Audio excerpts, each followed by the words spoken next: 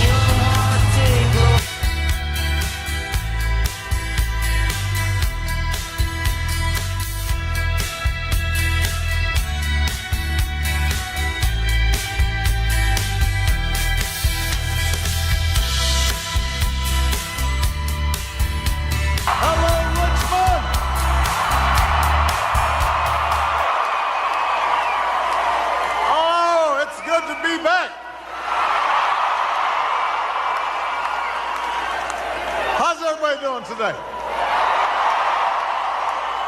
Are you fired up? You ready to go? Well, it is good to be back in Richmond.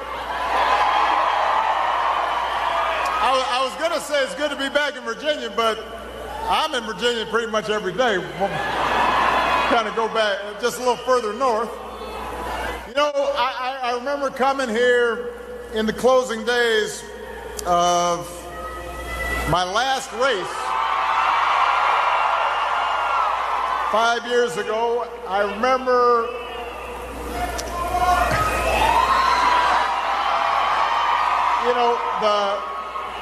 the enthusiasm, the generosity, the warmth of the people of Virginia. I remember that when I first announced for my candidacy as president back in 2007, the first major elected official outside Illinois was a certain gentleman named Tim Kaine. And Ann Kaine's right there.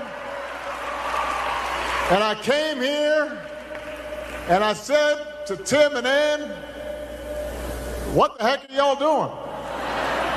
Because nobody can pronounce my name yet. But they believed in me, I think, even before Michelle did. So I will always have warm, fond memories of Richmond, Virginia. Part of the reason I've got warm memories is because I got good friends here. That includes your governor, Terry McAuliffe. That includes your Attorney General, Mark Herrick. That includes your next Lieutenant Governor, Justin Fairfax. That includes outstanding members of Congress like Bobby Scott and Don McEachin. Your mayor, LeVar Stoney. And it includes the next governor of the Commonwealth of Virginia, Ralph Northam.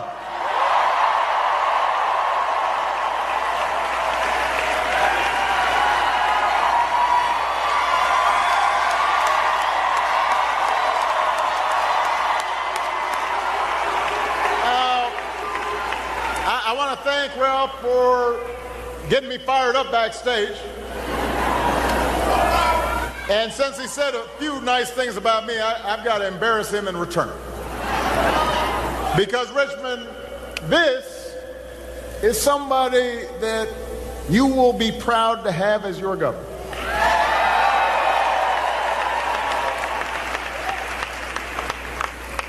Ralph's whole life has been about honest, responsible service to others. One of the stories I love is about Ralph and how when he was a cadet at BMI, his fellow cadets elected him president of the honor corps. Now let me say this. When I was in college, I was kind of a goof-off, so they would not have given me that honor. But think about that. Even as a young man, people already recognized that this was somebody whose character made him trustworthy. Somebody with a code of honor and integrity. They trusted him to hold himself and all of them to a high standard. They trusted him to do the right thing, even when nobody's looking. And isn't that what we want in our leaders? Isn't that who we want making tough decisions on our behalf?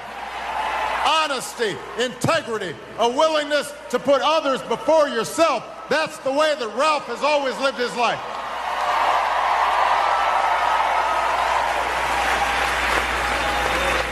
In the Army, he served at Walter Reed.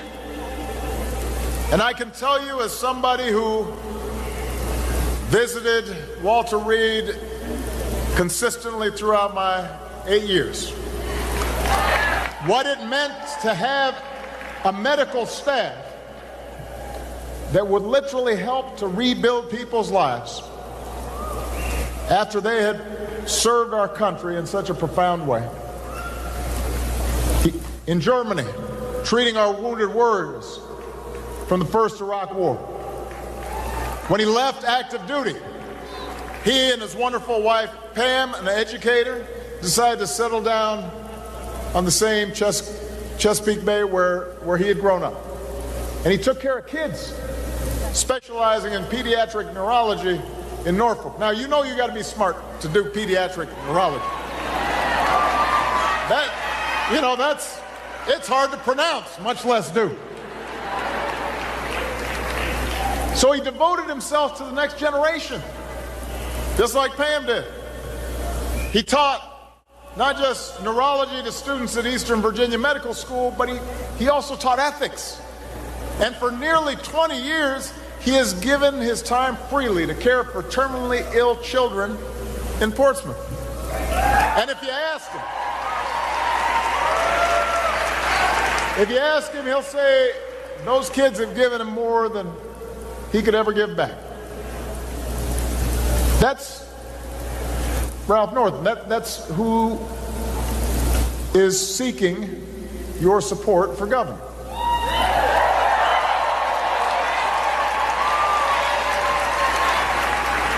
Justin Fairfax's story isn't so different. He didn't grow up with much, but with scholarships, with help from a hard-working mom. Justin went to college, went to law school, gave over his life to public service just to make sure that any striving young kid could have the same chance as he did. So, the point is, you've got really good candidates. You've got people who will make you proud. You've got people who are in this race for the right reasons. At a time when so many of us can be so cynical about government and public service, to have somebody step up who you can trust and who just wants to do right by the people of Virginia, that's worth something. And when Ralph was tending to our wounded warriors, he wasn't thinking about whether they were Democrats or Republicans. He was thinking about them one way and only one way, as Americans who defended our country. And how could he make sure that they were healed? And so the question now, at a time when our politics just seems so divided and so angry and so nasty is whether we can recapture that spirit, whether we support and embrace somebody who wants to bring people together. Yes, we can. We can do that. Look, I've always believed in that kind of politics. Yes, we can.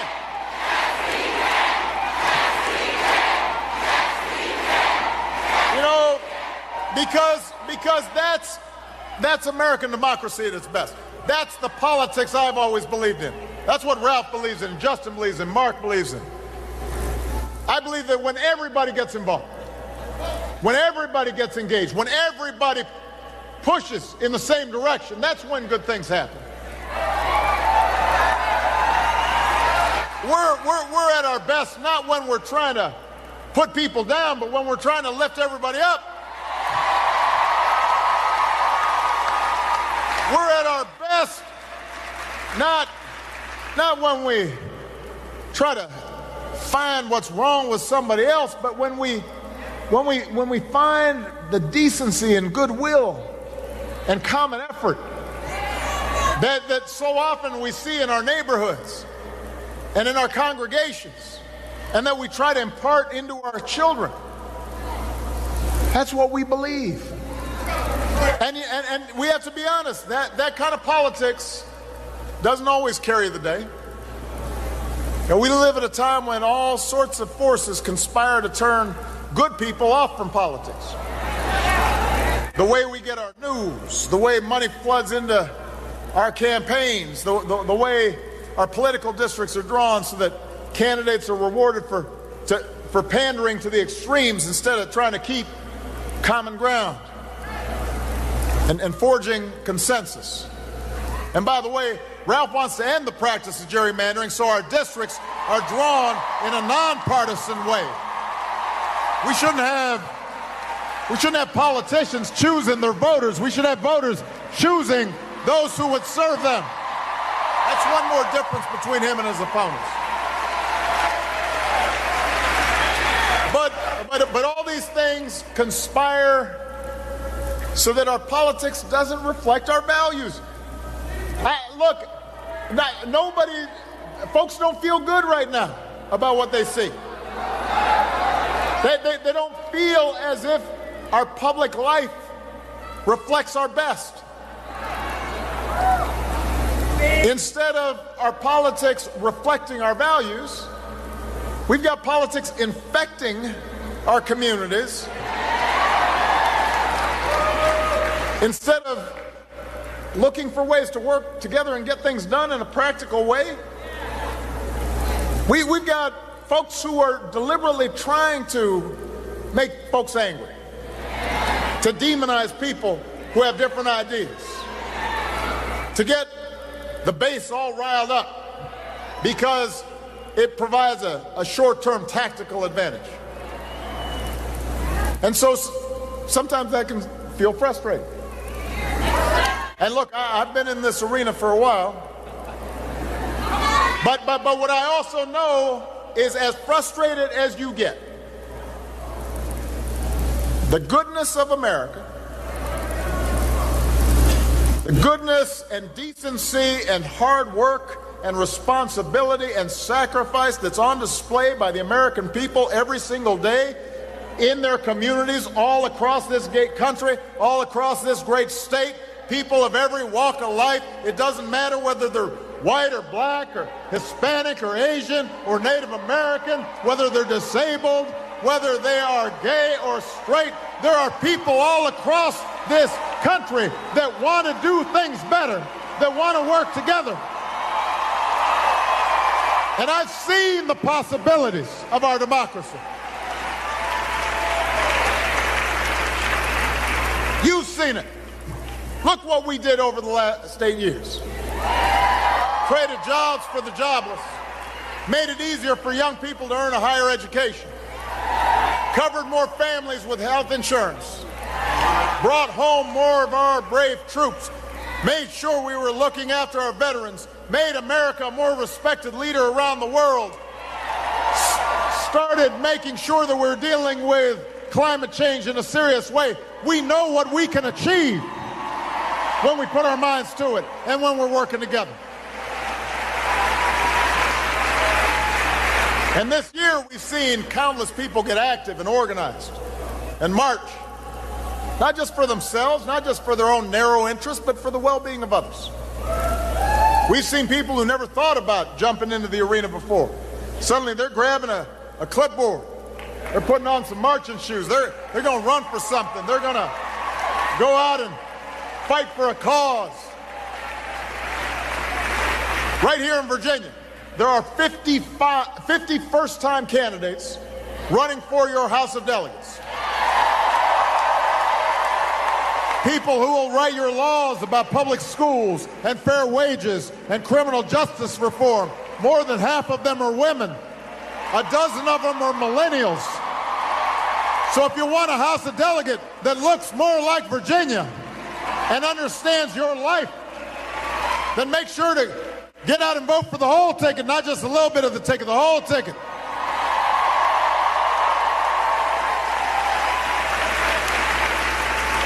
Because ultimately it does come down to you. You know, I've said before, the most important office in a democracy is not president, it's not governor, it's not mayor, it's the office of citizen.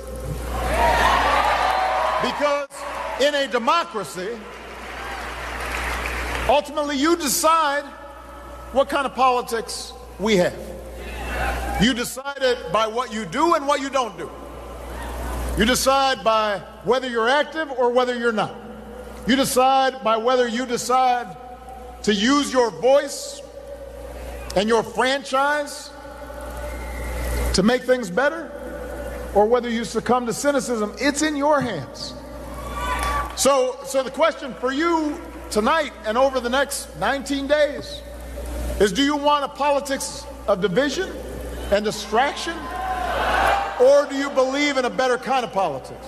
One where we work together and listen to each other and move this country forward.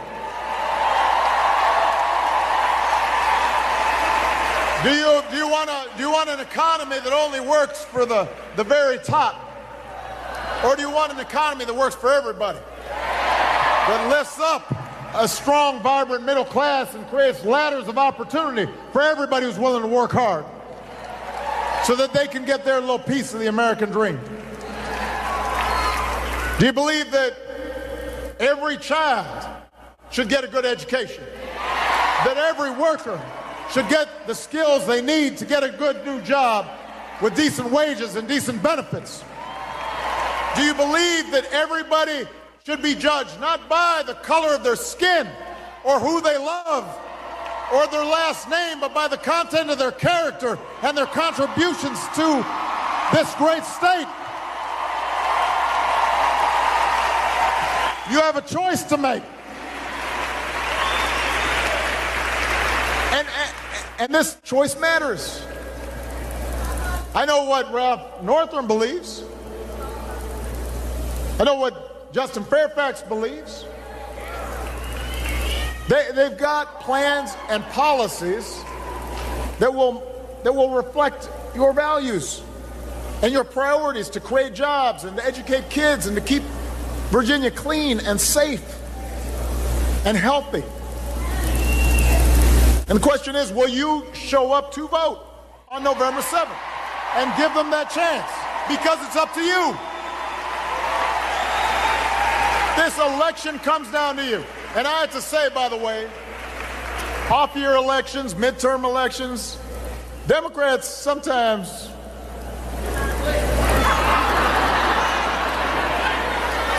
y'all get a little sleepy. You get a little complacent. Now this is not my opinion, this is the data. This is the data. During presidential elections, everybody gets all excited. And then when it's an off-year election, suddenly everybody, what, there's an election going on? Huh? And so as a consequence, folks wake up and they're surprised. How come we can't get things through Congress? How come we can't get things through the State House? Because you slept through the election. But the stakes now don't allow you to sleep.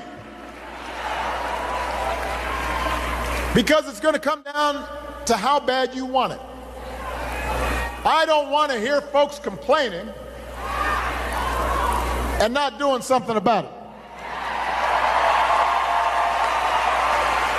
All the young people out here, you know,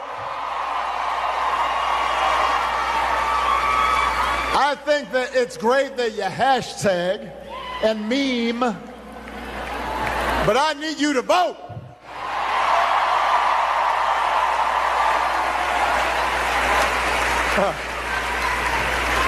You know, I tend not to watch a lot of TV, even though I've got a little more time on my hands, but, you know, Michelle and I get the same commercials in D.C. as y'all do here. And I've seen enough of them to know that Ralph's opponent is pulling from that same old playbook. Don't boo, vote. Don't boo. Booing doesn't do any good. Voting does some good. You know, but I mean, we've seen this so many times before. You know, you got the advertisement, and there's some voice, ominous, and there's, you know, everything's kind of dark, and there's like a bunch of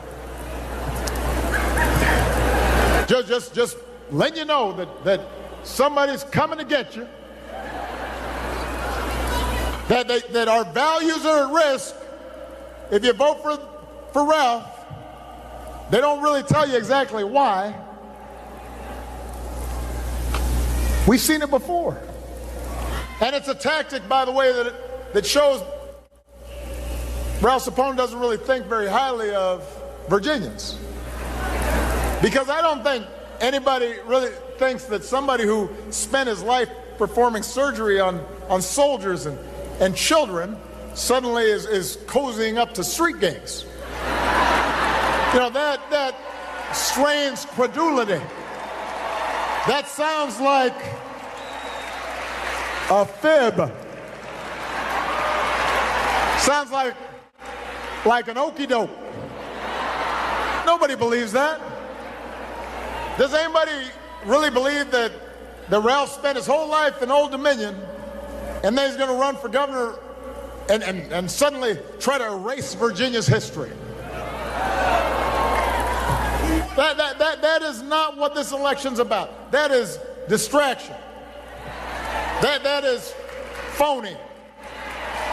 That is divisive. It's not true. Look, we all have valid concerns about crime. We have legitimate concerns and even legitimate differences around how to manage immigration in a way that's orderly and fair. But the fact is that crime and illegal immigration are nearly as low as they've been in decades. They were last year as well. And Ralph's opponent knows it. He's gone on record in the past condemning the very same kind of rhetoric that he's using right now. And if he honestly thought these were serious issues, he'd offer serious solutions. But he's not, because what he's really trying to deliver is fear. What he really believes is that if you scare enough voters, you might score just enough votes to win an election.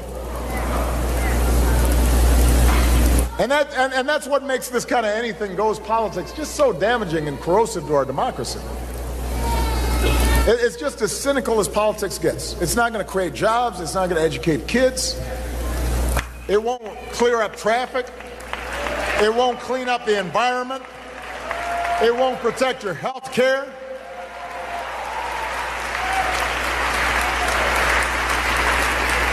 I mean, you notice I haven't been commenting a lot on politics lately, but here's one thing I know. If you have to win a campaign by dividing people, you're not going to be able to govern them. You won't be able to unite them later if that's how you start. So Ralph Northam believes we should have an orderly immigration system, that we should crack down on criminals and gangs and put them behind bars. Or if they're not from this country and they're engaged in criminal act, they should be gone. He understands that, but he also believes that we can accomplish those things without fanning anti-immigrant sentiment that makes none of us safer. He believes that every young person should get a great education and every worker should have the tools they need to find a good job in growing industries, and that's really what is going to make a difference in the lives of Virginians all across this state. He's a hunter and an Army vet and a doctor who knows better than most what assault weapons can do. And he knows that we can protect our rights and our kids at the same time. He's not trying to scare somebody. He's trying to put in place sensible solutions. And let me just say something about history. You know, Ralph believes that if we're going to talk about our history, then we should do it in a way that heals, not in a way that wounds, not in a way that divides. We shouldn't use the most painful parts of our history just to score political points. We saw what happened in Charlottesville, but we also saw what happened after Charlottesville, when the biggest gatherings of all rejected fear and rejected hate and the decency and goodwill of the American people came out. That's how we rise. We don't rise up by repeating the past. We rise up by learning from the past and by listening to each other and knowing that we're all flawed. But we still try to presume some baseline measure of goodness and decency and patriotism. And we look for the good in other people, not the worst. And we think of ourselves as Americans first. That's how we should be thinking about our history. Listen, I've written about this before. My father was from Kenya, as you know. Well, some of you know. Some of you may have forgotten. But I've written about the fact that my mother, you can trace her lineage, and like I'm a 8th or 9th or 10th or something cousin removed from Jefferson Davis, who was the head of the Confederacy. Think about that. I'll bet he's spinning in his grave. Right?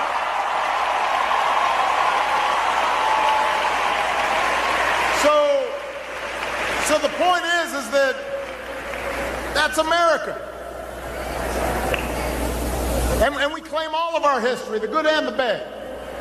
And we can acknowledge that Thomas Jefferson, one of Virginia's most famous sons, owned and sold slaves. That's not disputable.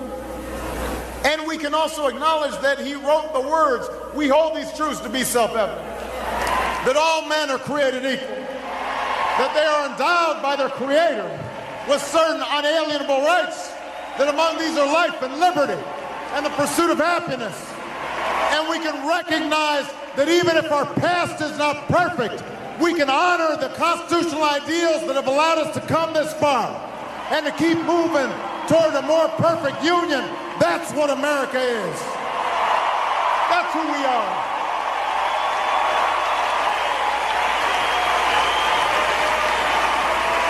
That's who we are.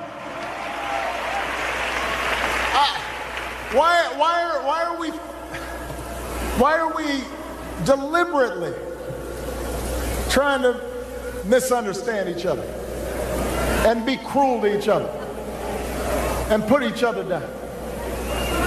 That's not who we are. It was those ideals provided to us by our founders that drew waves of immigrants to our shores, that drove waves of troops to storm beaches the world away to save democracy. It was those ideals that led generations of Americans to march for workers' rights and women's rights and voting rights and civil rights and LGBT rights, to expand the reach of our democracy. It's that conviction that we can choose our own course and shape our own destiny that's given generations of ordinary citizens the capacity, and no matter how bleak things seem, no matter how difficult things were, to keep moving this country forward. That's who we are. And it started in part right here in Virginia. That's what our founders understood. That for all of our flaws, our fate is in our own hands. That was the radical idea of America. That we decide our direction. Not some king, not some despot, but us, citizens. And our progress doesn't always go in a straight line. Sometimes we take 2 steps forward and we might take a step back. They understood that too. But the idea of America is not about going backwards. It's about pushing forward. America is a story of progress.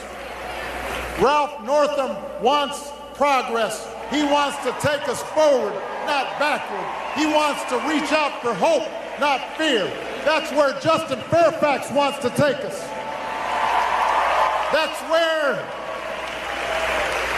That's where you should want to take us. We need you to take this seriously, because our democracy is at stake, and it's at stake right here in Virginia. And if you play your part, not just voting yourself, but talking to your friends and your neighbors and fellow students and co-workers, then I'm confident Virginia will make the right choice, just like you did with Mark Warner, just like you did with Tim Kaine, just like you did with Terry McAuliffe, just like you gave me a chance.